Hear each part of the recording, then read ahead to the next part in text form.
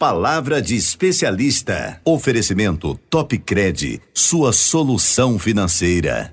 Bom dia, caros ouvintes. Me chamo Madson Martins, sou médico do Posto de Saúde do Maracujá e desde já agradeço a oportunidade dos amigos João Fernandes e Alex Santos para falarmos de um tema tão relevante na saúde mundial como diabetes mellitus. A princípio, junto com a hipertensão, configura as doenças crônicas não transmissíveis que, se não tratadas corretamente, apresentam altos índices de mortalidade. O diabetes mellitus, de maneira geral, pode ser dividido em tipo 1, tipo 2 e gestacional. A tipo 1 configura como uma doença autoimune em que o paciente não produz nada ou muito pouco de insulina, que é um hormônio responsável por colocar a glicose para dentro das células e assim ser utilizada como fonte de energia. Esse tipo é a variante em que a descoberta é feita em adolescentes ou adultos jovens. A tipo 2, que corresponde a 90% dos casos, é caracterizada pela resistência insulínica, ou seja, o paciente produz insulina, mas isso não consegue desenvolver seu papel corretamente. Esse é o tipo mais comum em adultos depois da terceira década de vida, ou seja, pessoas acima de 30 anos de idade. Por fim, o diabetes gestacional, que são elevações da glicemia durante a gestação, podendo ou não desenvolver o diabetes após a resolução da gestação. Nessa situação, as gestantes devem ser encaminhadas para pré-natal de alto risco para controle da glicemia. Dando ênfase às que rotineiramente lidamos, que é a tipo 1 e a tipo 2, os principais sintomas encontrados são poliúria, que é em que o paciente ele aumenta muito a frequência urinária, ou seja, urina muito.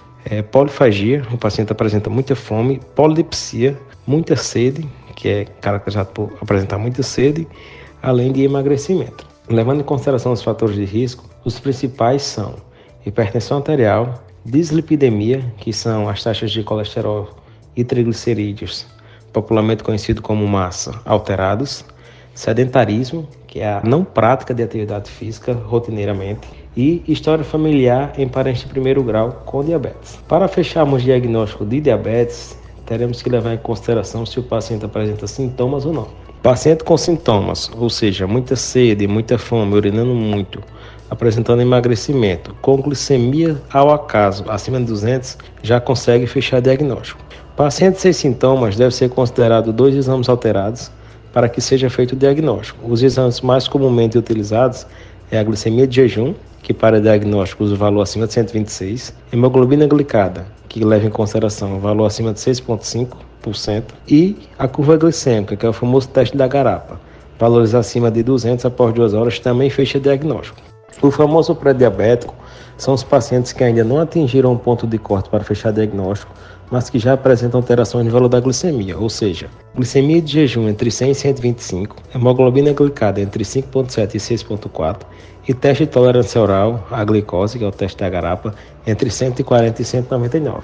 Nessa situação, onde o paciente é considerado pré-diabético, é o paciente que requer atenção. Ele apresenta um valor aumentado, porém não suficiente para fechar diagnóstico, mas requer atenção. Nesse sentido, principalmente os pacientes sintomáticos e que apresentam fatores de risco, é importante a realização de exames de rotina para que o diagnóstico seja feito precocemente.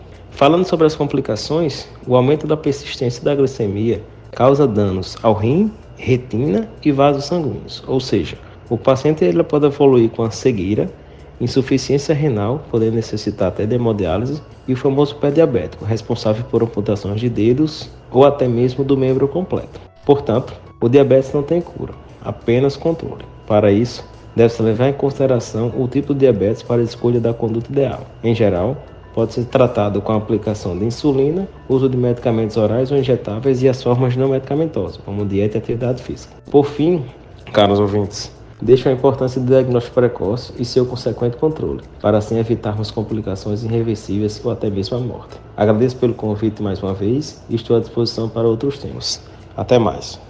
Só na Topcred, você aposentado e pensionista do INSS encontra a menor taxa de juros e o maior valor liberado. Os aposentados e pensionistas que recebem até um salário mínimo e que não têm empréstimo em seu benefício, a Topcred libera até R$ 24.500. E para os beneficiários do BPC Loas e representante legal, libera até R$ 19.900. Travessa Miguel Nunes 30 32 Centro Santa Cruz. Fone WhatsApp 84 99208 2619.